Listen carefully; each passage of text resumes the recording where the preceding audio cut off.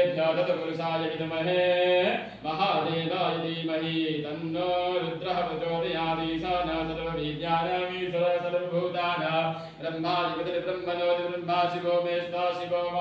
मा शिवो नाम सुवरिष्ठे पिता नमस्ते अस्तो माहि गुंशीः निवर्तयाम्यायुगेन्द्राध्याय प्रजननाय शुभो आय सुभद्रास्पाय सुवीर्याय ॐ विश्वानि देव सवितर्दुरितानि पदा शुभा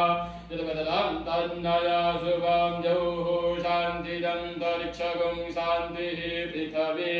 शान्तिरापः शान्तिरोषधयः शान्तिः वनस्पतयः शान्तिर्विश्वे देवाः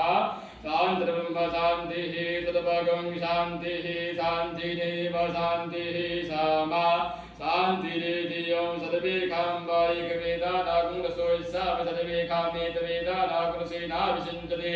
ॐ शान्तिः शान्तिः शान्तिः शान्तिर्भवतो सर्वारिष्टशान्तिर्भवतो सौराष्ट्रे सोमनाथं च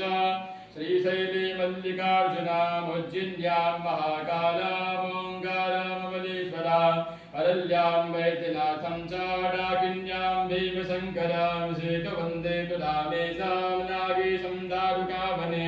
वाराणस्यां तु विश्वेशं त्र्यम्बकं गौतमी तटे हिमालये तु केदारां कुसुमेशं च शिवालये